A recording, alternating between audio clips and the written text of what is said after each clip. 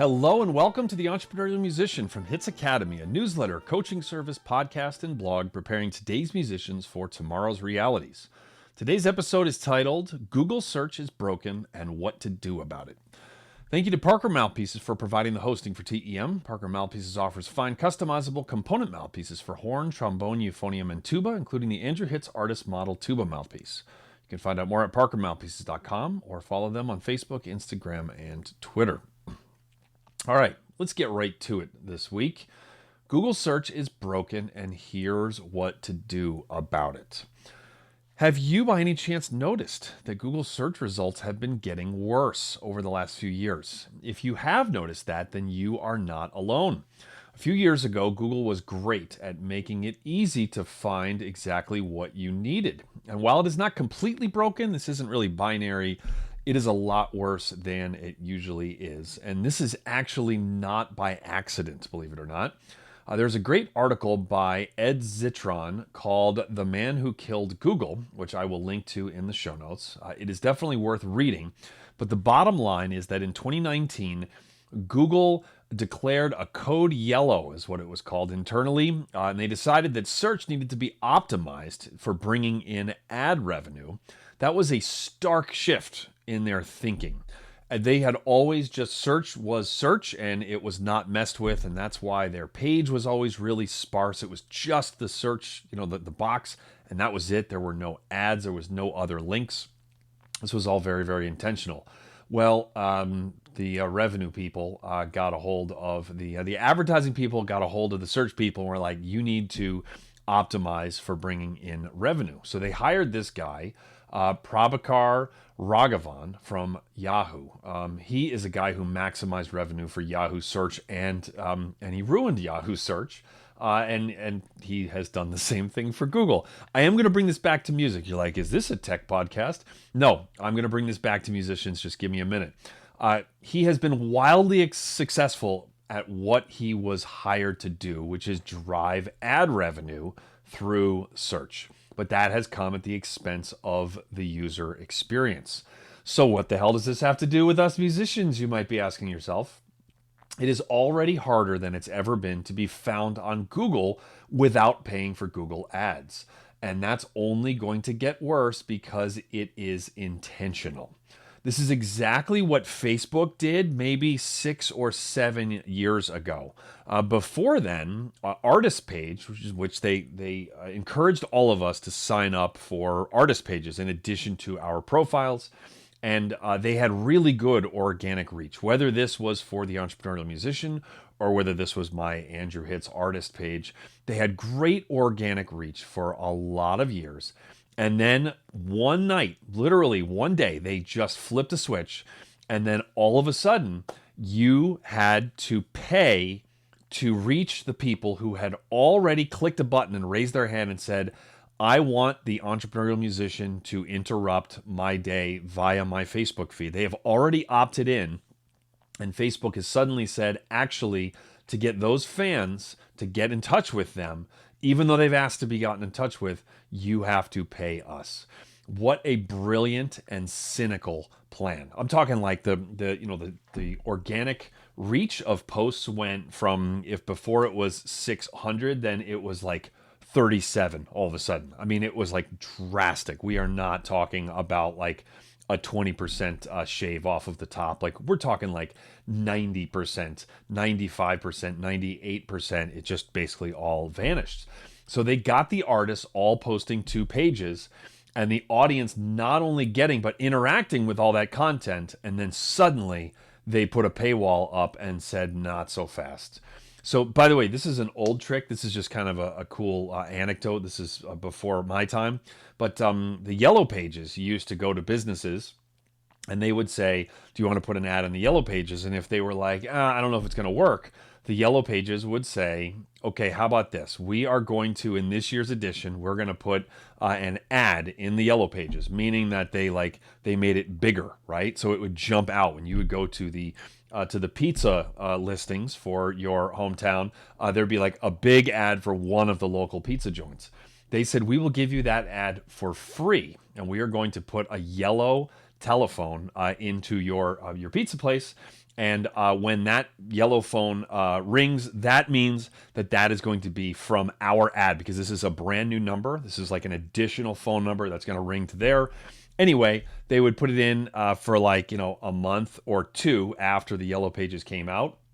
And then the pizza places would see that that was the phone that kept on ringing over and over and over again. So the yellow pages people come back and they're like, "It's no problem. We're going to take our yellow phone back." And the pizza owner's like, "No, no, no, you're not." Like, because that's where all of their traffic was coming from. Suddenly they were agreeing to very expensive ads, and they showed that they worked.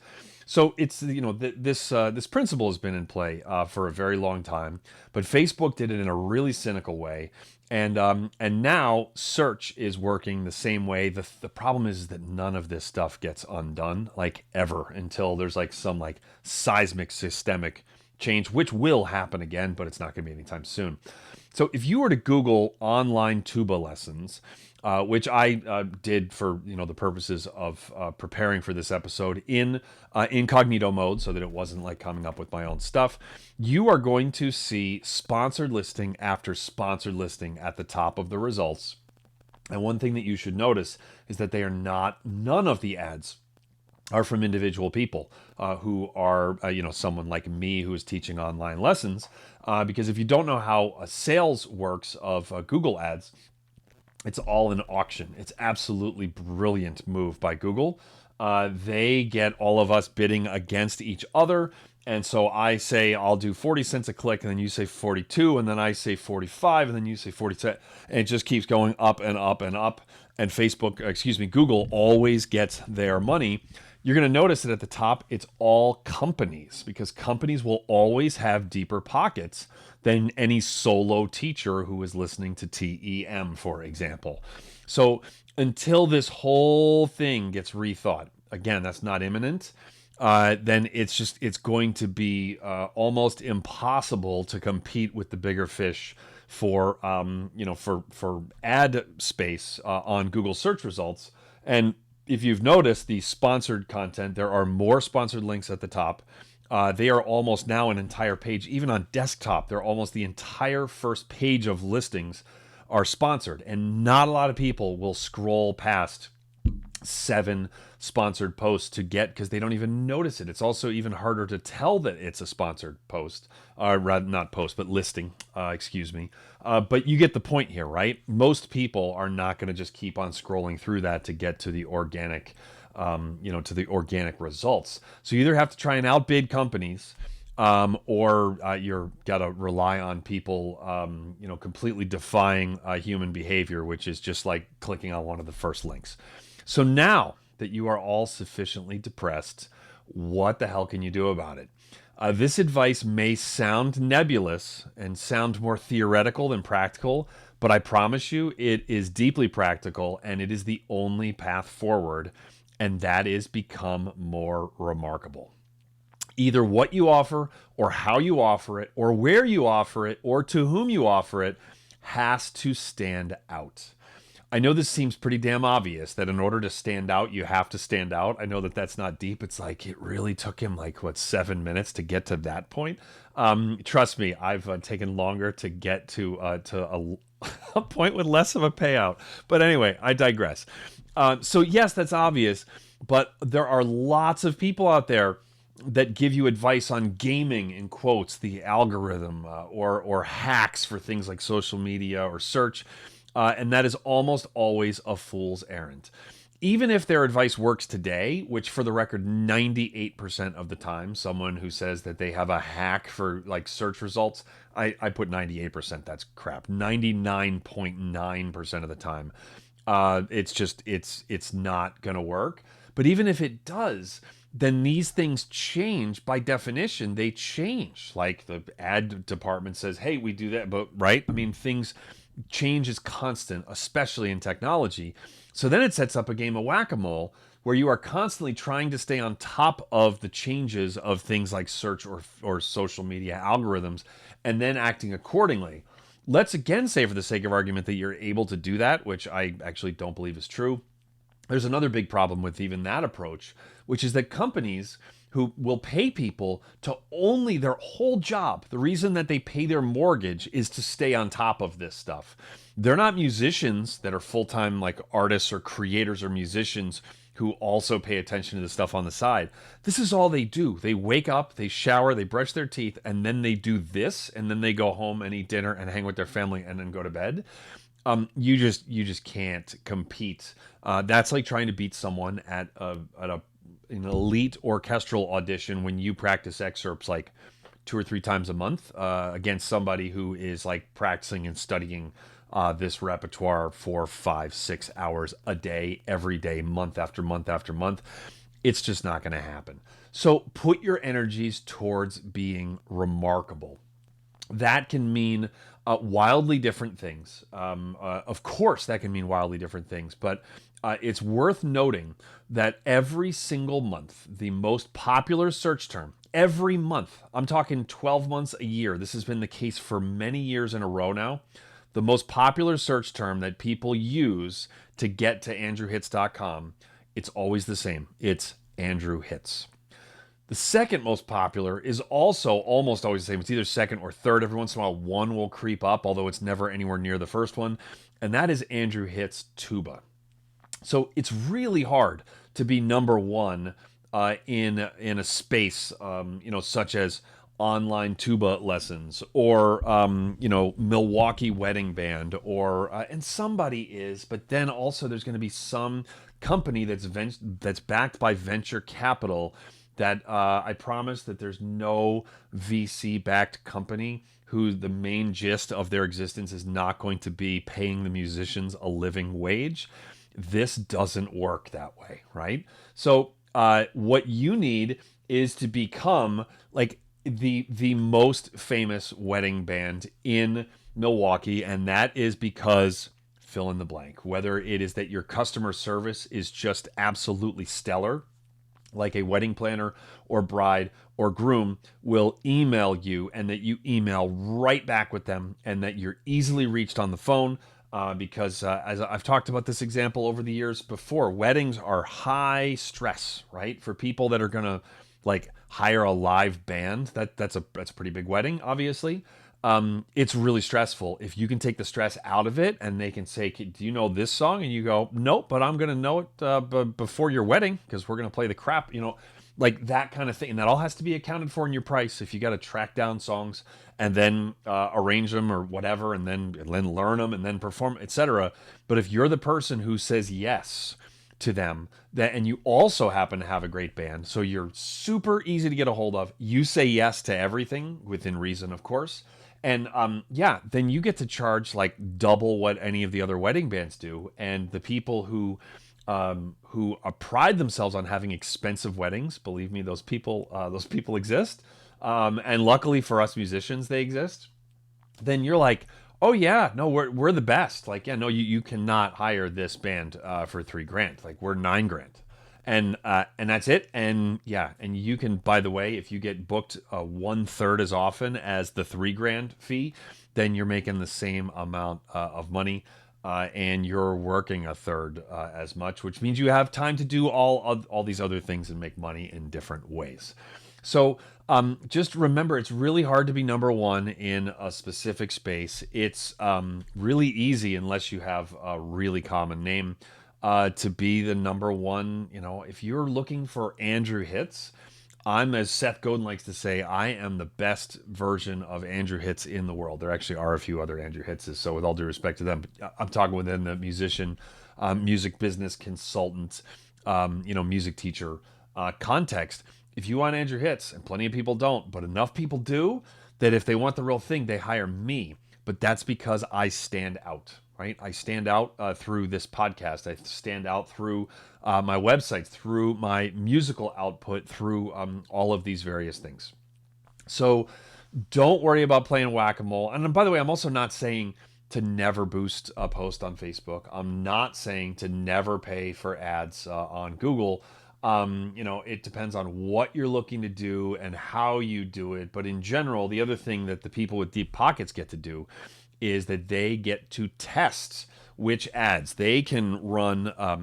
If you are a political candidate who has deep pockets, or your campaign has deep pockets, they will run 10 ad campaigns at once, and then they figure out what the three best ones were, and they then run those a whole bunch more, and then they figure out that one of those three is actually working even better than the other two, and then they like throw a ton of money at that one. It's not like the best one or the most clever one or the most whatever one. It's the one that's working, right? So in that sense, it is the best. But I think you understand what I'm saying, right?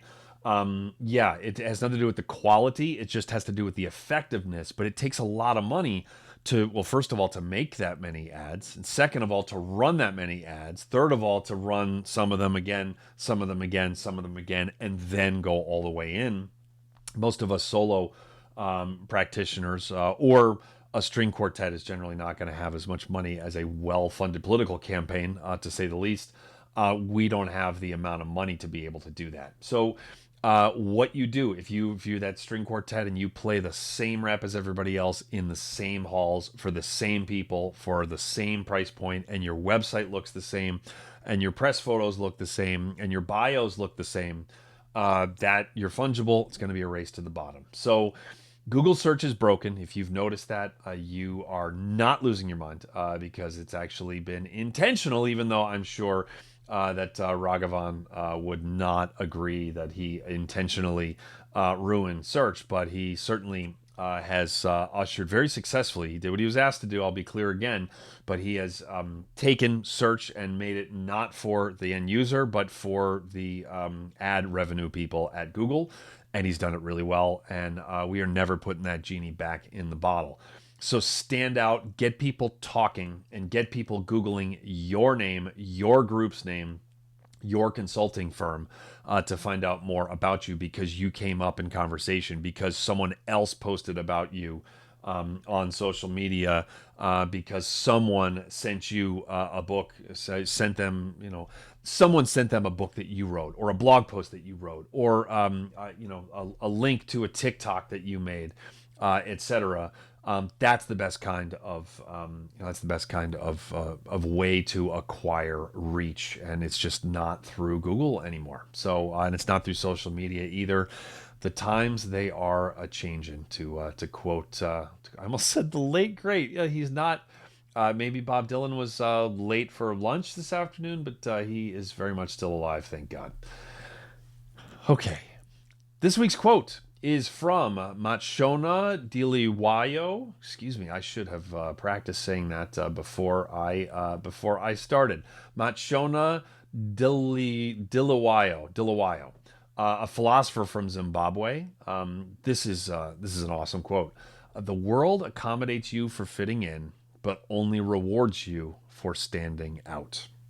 That's the thing, is you never have to explain to anybody why you blend in, and then you don't stand out. You're not remarkable, which is worth remarking about. Nobody talks about you. Nobody sells you for you, and then you get no traction, and then you end up failing, and then a lot of times people don't even understand why they failed, and they're understandably kind of bitter, and and then they kind of mutter about it, and then go and do something that they don't really want to do because they need to live indoors and eat food. So the world's always going to accommodate you for fitting in, but you gotta stand out. You gotta be remarkable. That's how you get people onto your website, is by people asking Google, take me to Andrew Hitz's website, rather than searching for a website that happens to be about what your website is about. Thank you all for listening to this tech rant, which hopefully the payoff in terms of the advice on how to handle it. Thank you for your patience. But I did want to provide, I will say this, I did want to provide all of this context, because I think it's important, because I could just say Google search results are worse, and just trust me, they're going to stay that way. Much smarter people than I, and a bunch of them. This is not just this Ed guy, who's brilliant, by the way. But a lot of people are pointing out that this is permanent, that this is the way of the world. And, nowadays, And yeah, and I think it's good. I wanted to explain why I was saying you can't rely on Google anymore, because until I heard all this, I would have been like, whoa, whoa, whoa, what are you talking about? Like, that's the search engine for me for the last like many, many, many years. So that's why we've got to make sure that we have a different path forward. So thank you for listening, and I really appreciate it. And the episodes have been sparse of late. My plan is to kick them back up, but we will see if that plan becomes a reality. All right, thank you so much.